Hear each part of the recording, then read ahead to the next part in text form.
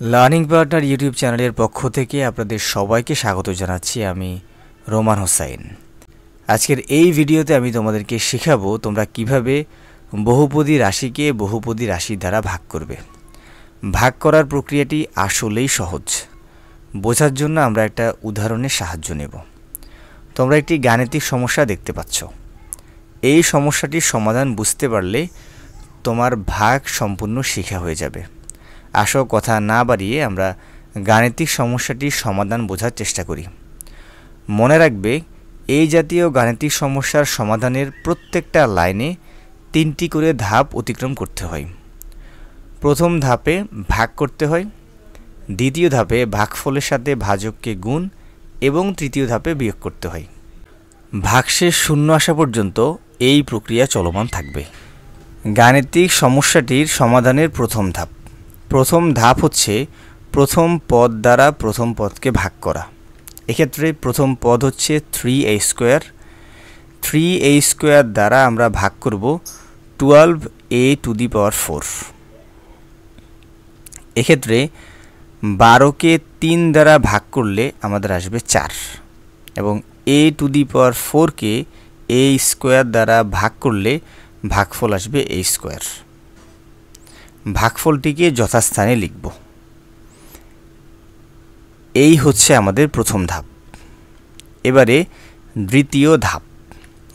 দ্বিতীয় ধাপে কাজ হচ্ছে ভাগফলের সাথে ভাজককে গুণ করে সদৃশ পদ অনুযায়ী বসানো। আমাদের ভাগফল হচ্ছে 4a²। ভাজকের প্রথম পদ হচ্ছে 3a²। 4a² এবং 3a² গুণ করলে আমরা পাবো 12a⁴। এবার ভাগফলের সাথে দ্বিতীয় পদ গুণ করি। ভাগফল হচ্ছে 4a², ভাজকের দ্বিতীয় পদ হচ্ছে 2, গুণ করলে আমরা পাবো 4 দুগুণে 8 এবং a²। এই হচ্ছে আমাদের দ্বিতীয় ধাপ। এবার তৃতীয় ধাপে কাজ হচ্ছে বিয়োগ করা। আমরা জানি বিয়োগ করার জন্য প্রথমেই চিহ্নকে পরিবর্তন করতে হয়। প্লাসের জন্য মাইনাস, প্লাসের জন্য মাইনাস।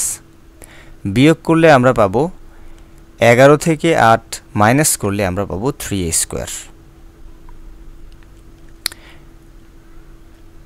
প্রথম লাইনে আমরা যে 3টি কাজ করেছি, এভাবে প্রত্যেকটি বীজগাণিতিক রাশির জন্য এই 3টি করে কাজ করতে হবে।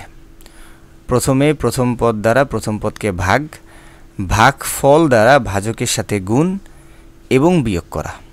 আসো ওই 3টি কাজ নিচে নামানো বীজগাণিতিক রাশির সাহায্যে করি। প্রথমে ভাগফল আসবে +1। দ্বিতীয় ধাপ +1 দিয়ে ভাজককে গুণ করলে আমরা পাবো 3a² + 2। এবারে বিয়োগ, প্লাসের জন্য মাইনাস, প্লাসের জন্য মাইনাস। বিয়োগ করলে ভাগশেষ আসবে 0। এভাবে ভাগশেষ 0 আসা পর্যন্ত আমাদেরকে ভাগ প্রক্রিয়াটি চলমান রাখতে হবে।